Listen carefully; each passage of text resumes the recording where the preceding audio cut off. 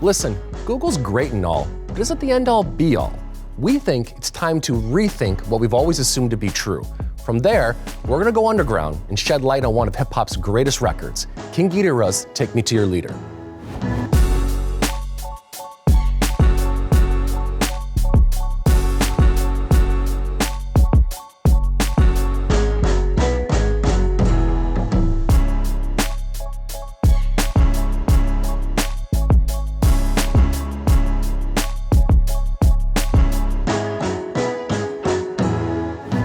Welcome to season 2 of On the Record. It's hard to believe that season 1 is already completed, and we're here doing this once again just a few short months after we started this amazing project. Michael, how's it been going? What's the feedback been like? It's been actually amazing. I have hosted a podcast for the last 10 years, but no one could ever see my face. This is actually the first time that people have gotten to kind of connect the face to the voice in some capacity. And they like what they see? Is I that don't what know. we're trying to say? I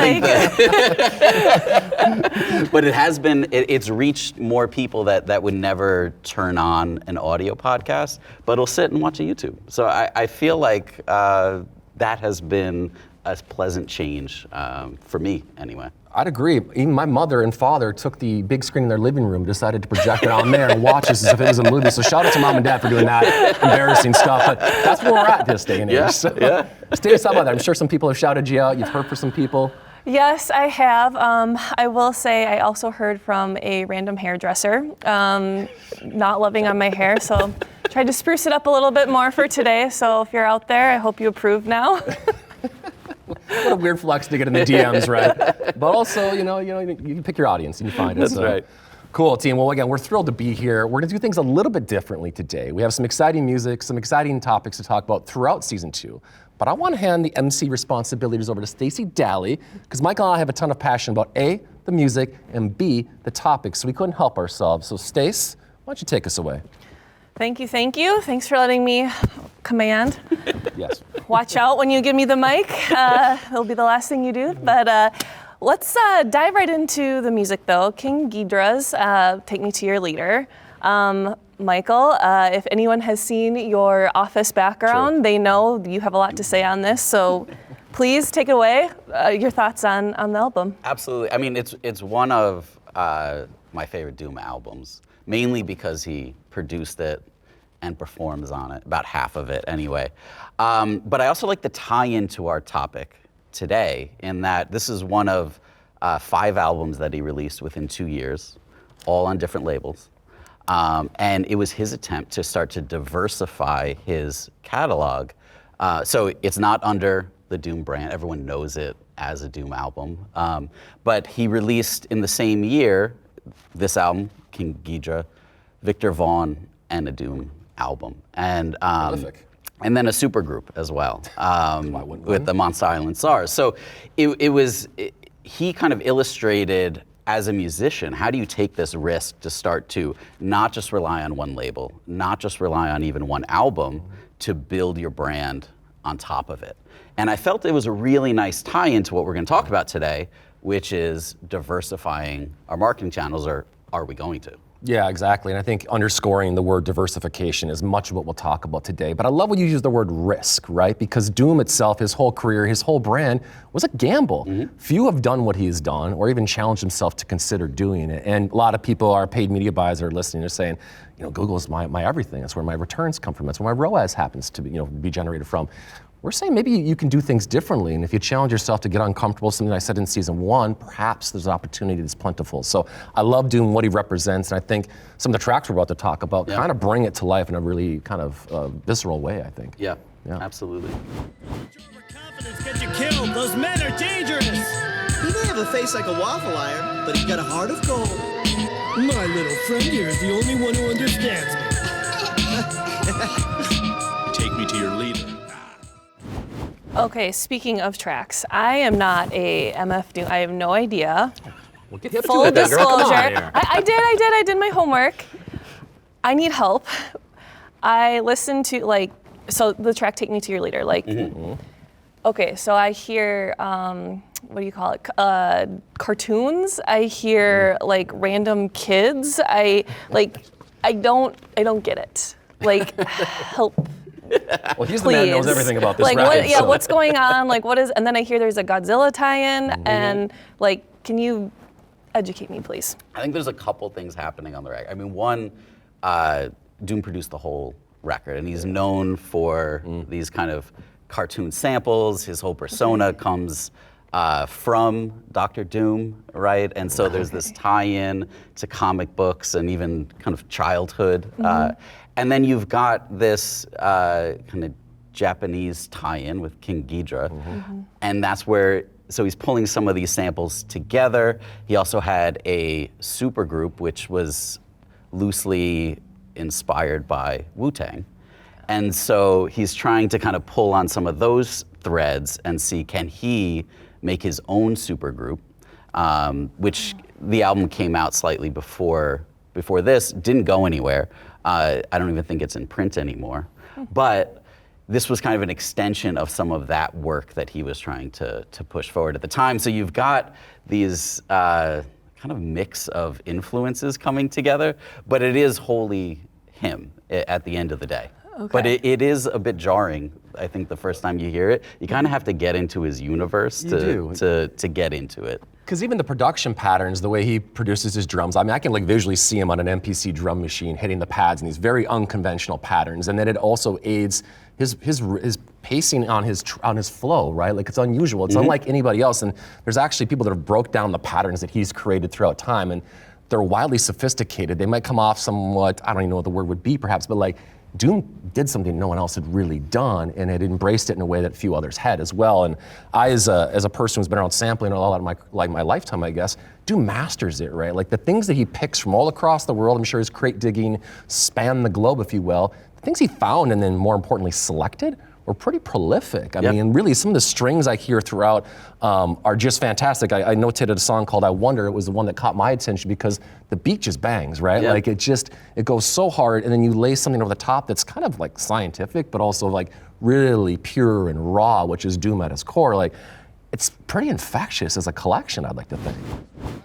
Problems and personal issues, stories that'll make your eyes tear and wet tissue. It's true, I'm mad like the rapper. I'm so upset I gotta put it up in my rap before I snap or after the things I've seen from Atlanta to Queens to the mean streets of Brooklyn when I was Yeah, absolutely. And the kind of collaborations, oftentimes artists would bring in other famous, right, musicians, kind of boost their, but Doom was trying to do that himself. In fact, on I think one of the strongest tracks on the record, Antimatter, features Mr. Fantastic, who really only shows up on 2 songs, both Doom, and to this day is still not identified who Love this that. is. Really? Yeah. So he's got like an Instagram account, but I still have not seen his face, right? And so Really? Yeah. So he's trying to pick these different artists up and elevate them. I don't know if he quite had the cachet to make them stars themselves, but that was his approach. He wanted to work with people who he respected, and he wanted to try to push them forward as well as his own, obviously, vision for this. Somehow always miss me. Mr. Fantastic put the busy in the B. Rock from the bottom straight to the tizzy. Who is he? You need to get out more, or either get out of here like some dang outlaw standing like Lurch. No herb in the record bin. I mean, we talk about diversification. He's trying to bring in the homies to try to make something pretty cool and pretty classic as well.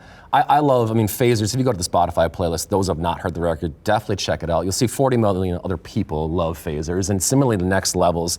It's a song that's been on one of my playlists for a long time, and I kind of forget about it until you go back and see where it sits amongst a greater collection to really appreciate how good it is. And like how he inserts things like a Rhodes piano, which is so soft and so calming against these kind of jarring kind of flow patterns. And it's captivating, and I'd forgotten that I'd been in a playlist for 10 years of mine. I go back and listen to Take Me to That Leader, I'm like, oh, no, it makes sense, because I always listen to it out of context. But these are songs I think that most people have heard, appreciated, and just, with time and distance, get lost a little bit as well. But here we are today, celebrating this record. King Geedorah, take me to your leader. Quick to claim that he not no snake like me neither. They need to take a breather. He been rhyming longer than Sigmund the Sea Creature. Been on Saturday feature. Pleased to meet ya.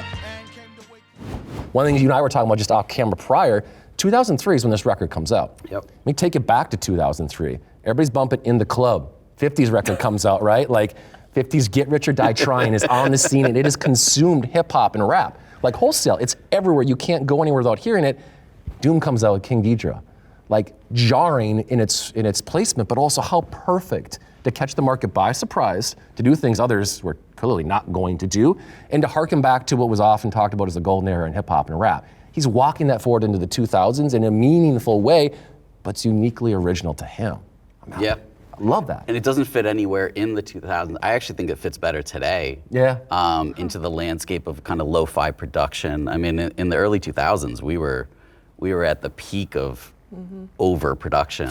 Nothing but the cleanest. But now we kind of come back to some of that lo-fi, some of that more kind of basement style, and that's very much what he captured here, really in his own way. And it's a complete album, right? It is. There is. are a few songs that could be considered singles, but like you said, you have to consume it in context to understand the full record. Yeah. You have to consume it in context, consume it maybe with other things in your body too, I would suggest.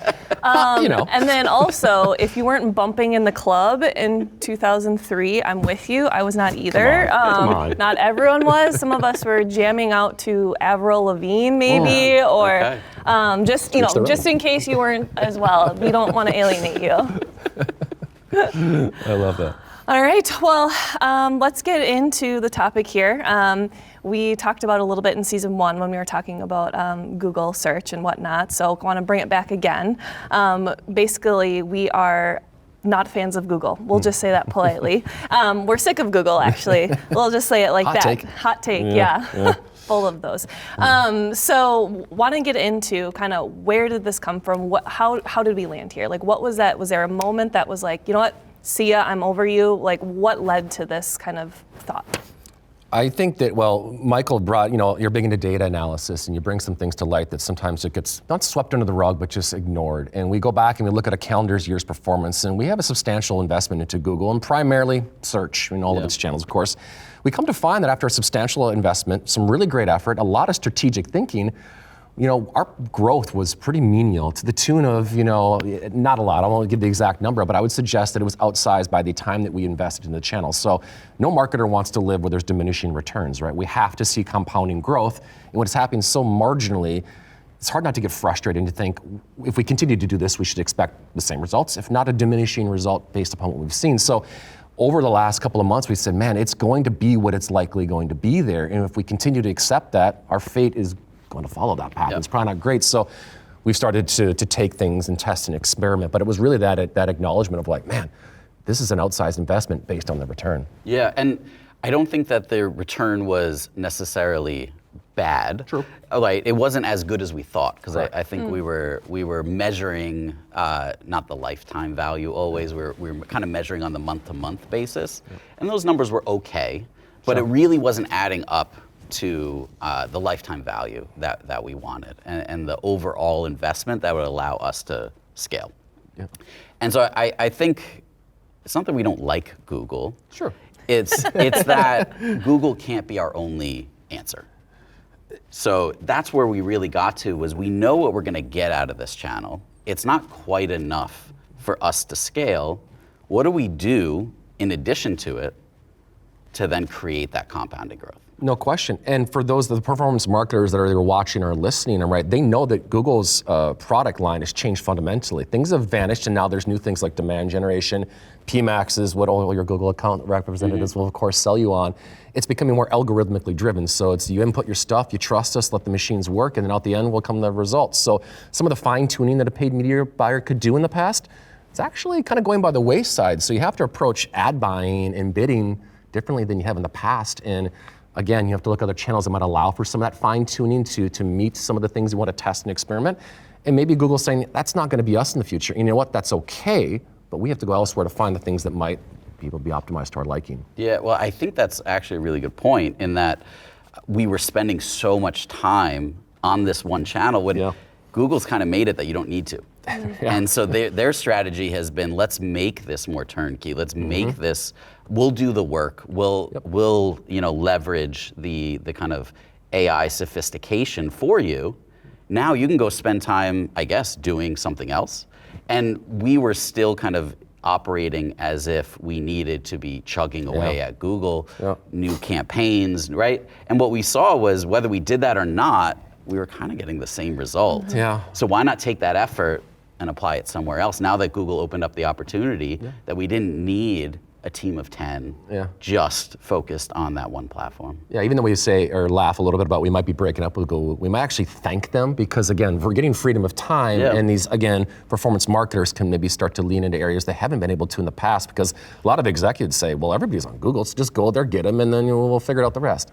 We're now finding out that that's a diminishing plan and strategy, so time to go elsewhere perhaps. Well, okay, level set though. What is give me a ratio right now of what we were on for Google, using Google search, what percentage, and then what percentage of others were we on, and then what's your ideal? Like where do you want to be? Yeah, without giving exact numbers, I'd say it's up to the 90th percentile is where our invested dollar came. And it's on all Google properties, YouTube and display, of course, but primarily search, right? I mean, if you're on a ROAS model, you're gobbling up those purchase-ready intent signals because it immediately gives you the return on ad spend. So a lot of us in MarTech and SaaS in general live at the bottom of the funnel and primarily on search. So, it's given us what it'll give us. But I want to in the future, it's my goal by the end of the year, I'd like to see a 70-30, in a perfect world, a 60-40. Now that's aggressive and very hard goals to meet, but if we can test small and scale in other channels, why can't we walk over some and invest in elsewhere, or frankly, invest further into channels that are proving their worth and value? I'd like to get to 70-30, and Michael, maybe you have your own vision of where you'd like to see us. Yeah, it does feel like a big departure from where we are today. Yeah. But in the spirit of this conversation, I would be interested, that doesn't mean spending less on Google. Nope. It might just mean spending more in other places or more time, right? We're talking about spend. I think there's also this kind of juxtaposition of focus, right? So even if we were spending 70-80% on Google still, could we spend 50% of our focus rather than 100% on that single channel so that we can open up both other paid opportunities, but maybe organic opportunities as well that we're not focused on today? Yeah, and one thing, again, we're not here to bash Google, but to say there's some great things coming as well. They've leaned into AI technology as anybody else has. And for a company like us, it's looking to internationalize their ad buying experience. I mean, really localize things. They're doing some great things in the back end to interpret languages and give us an opportunity as ad buyers and performance marketers to do things quickly and swiftly and get into markets that we're maybe not so successful in today. So they are going to give us some advantages. We just got to see, can we win in areas of the world where we don't know a ton too. So I'm stoked on what they are building for us because it is a brighter future, but it is one of which distance itself from search a little bit sometimes in its results. So So 90. I mean, obviously there's some good value, right? If we're 90%-ish, we're spending there. Like there's got to be something good coming from it. But now, as we try to get to this, let's just say 70-30. That's the ideal. What channels are you most excited about? Like what's out there? You're like pumped, can't wait. We're going after it. Yeah, for me, the one thing, so there's all the traditional channels people are aware of, but for me, I love the ability to take a full funnel strategy to a new channel. For the longest of time, you could kind of a la carte and buy top of funnel, inventory, middle funnel, bottom of funnel. But now channels like YouTube, although a Google product, is allowing you to go from awareness through consideration into conversion. Similarly, X, formerly Twitter, is going through awareness through consideration and conversion, offering a true ad strategy that allows you to unlock that. Now, TikTok isn't going to be too far behind. Of course, Meta has some version of it, but I think most ad buyers will agree it's most successful on the retargeting side of the business as well. We're inching into places like Reddit, right? Everybody's heard that, you start querying things. Reddit's one of the first results to any question you give nowadays. We're curious, can you actually bring people along for the ride and get them to the purchase that you're seeking inside of that platform? So we're currently testing there to see, is it viable? And then there's a lot of more, industry-specific things, newsletters and co-marketing partnerships of which we would like to get more invested in. They aren't your traditional just big logo, full funnel conversion kind of strategy. So talk to us more about that kind of top, mid, bottom funnel campaign. How is that different than like the retargeting that Google and Meta offer today? Yeah, so I think the inventory that's allowed for display specifically on Google, some of it, I think a lot of buyers have said, it isn't the greatest of quality, right? Sometimes it's placements on a CNN sidebar or something like that, and those things have not always given the best results depending on what you're selling exactly. So what we're finding is that there are specific conversion points within, say, like YouTube inside of a funnel. We can take a view through conversion. We can take things and say you watch one of our On the Record episodes, for instance. We can use sort of that as part of the retargeting pool inside of that exact funnel. So we catch your attention with one of our episodes, we capture your information, we follow you around a little bit, and we take you through different steps that are different kinds of content, say video, say landing page content, whatever it might be. It's a bit more sophisticated and a bit more personalized, I would say. Display has always been upload some stuff, spray and pray. See what happens, it'll come back to you. There's a bit more of a curated customer journey within inside of these funnels, and YouTube, X, and others are starting to realize that and see that we as ad buyers, if we win on that strategy, can scale our investments quite a bit. So you would say like the first kind of couple touch points are actually off of our platform. Yes. And that's where they're kind of opening up this opportunity to retarget off platform in a way? Yeah, I mean, we have to find places to influence our audience, and it's a little different than we've thought it to be as well. So I mean, we have to start at the tippy top. We have to, as much as it sometimes bothers me, it's, clicks and impressions are where the whole journey starts, of course, and where we get those clicks and impressions, maybe a little different than where it has been in the past. I think we can warm them up and nurture them faster when there's an ecosystem that keeps them on a continual journey as opposed to this fragmented. I was on CNN.com and I saw a Leadpages advert. Your ability to connect that back to where I want you to be as a marketer, it's a hope and a prayer in my opinion. But I think some others, these opportunities are becoming better than they've ever been before. Yeah. Dumb it down for me. Dumb it down, way down for me. So I listened to the podcast. I listened to On the Record. Give me an example then of what else I would be seeing and where in this ideal campaign that you're talking about. Yeah, if you find yourself as one of the thousands of people that watched our last season, you're going to get served some ads that are more, call it middle funnel content. So we have some great social proof. We have some customers that will say, yeah, you heard of Leadpages, but did you know this about them, right? We'd start to social proof what we've just said or suggested. And really, I'm big on just spending time with the brand. We know that any buyer that spends a lot of time with a brand, their ability to purchase or to trust that brand goes up immensely. The propensity is exponential as well. So what I'm trying to do is give you, again, a softer, more passive approach to convincing you that we're the trusted partner for the thing that you're hiring us for. In this case, landing pages as well. So for us in our full funnel strategy, we go with some exciting, delighting, entertaining moments with the On the Record podcast. We get into some, what about the product? What are the outcomes within the product? We have a video of a customer that celebrates that. And then we get to the very lower part of the funnel where we get very data driven and show the statistical output of what our platform provided to our customers. By the end of that journey, you're left with quite a bit of confidence. You have a quick answer to, can they do the job I want them to do? Or, oh, they're just not right for us. So in theory, conversion rates and things like that are to the benefit of this kind of more, again, curated journey, if you will. And where am I seeing this though? So I got the top funnel, but then where am I seeing the social proofing, the other customer stories, and then the data? Yeah, the campaign I'm specifically referring to would be within YouTube. So we're a very video first strategy, much like our podcast. We're video first, we're heavily invested in it as well. That lives primarily there. But other channels, they have a lot of ad inventory that they're creating, sometimes on the fly. They will offer up these opportunities to kind of catch you at where you are at that moment. So. Awesome, thank you. Well, so going back to, we talked a lot about diversification. We want to get into other channels, whatnot, make it more 70-30. But let's talk a little bit more about kind of the control, right? It's the opposite of the diversification.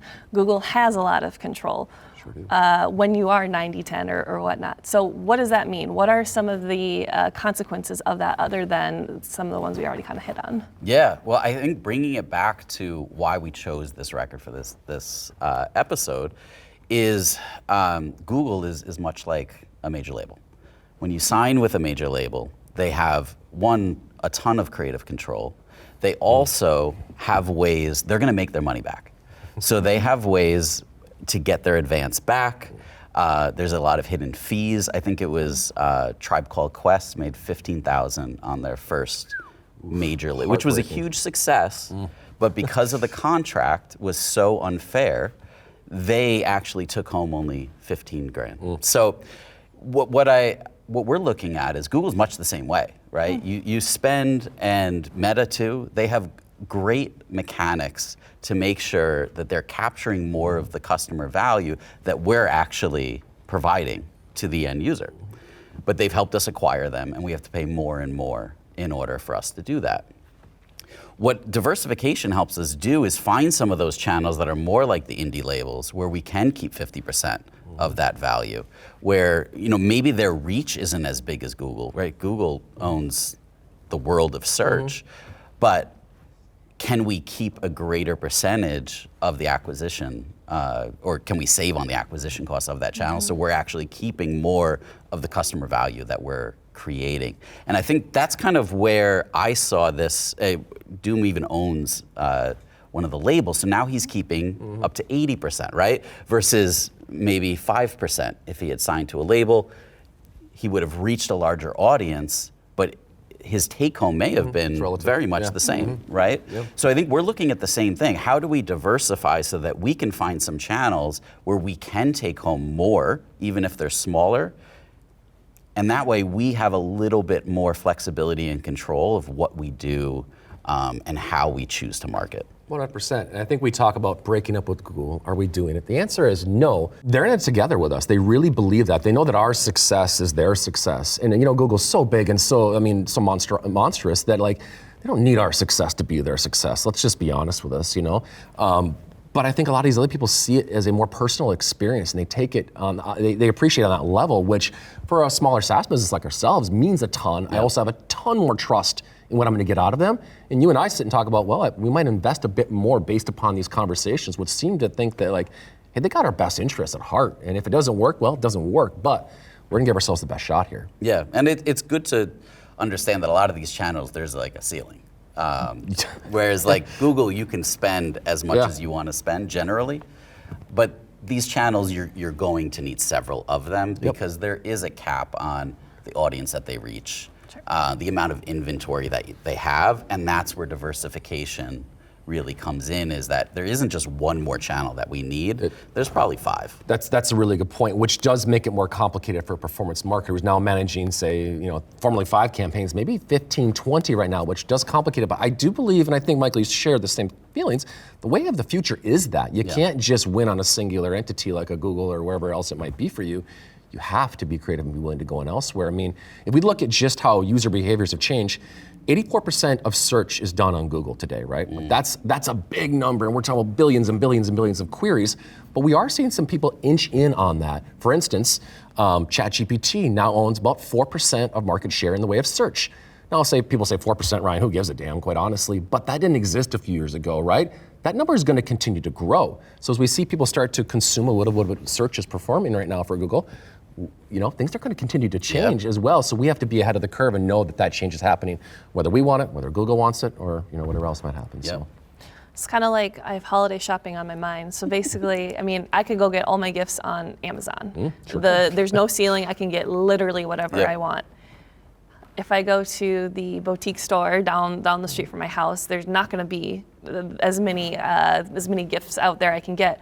However, if I need it in blue versus black or something, I have someone there, right? Telling exactly, working with me, finding different ways. Oh, hey, I'll drop it off your doorstep tomorrow when I get it. Amazon, you're sitting on calls, you're chatting with it. There's not that personal feel. But there's less to choose from. But maybe my money's gonna go further too. Probably a little higher quality too. Yeah, I like that.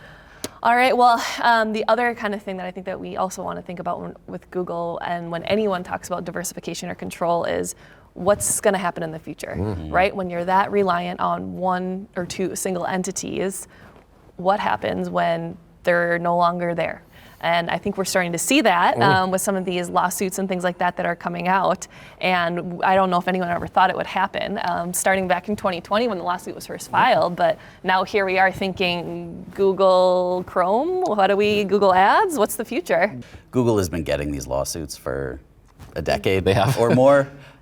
They've been very, very good at kind of skirting the actual implications of them. So it'll be interesting to see what happens. It feels more like a public persona exercise right now. We'll see if they're actually punished.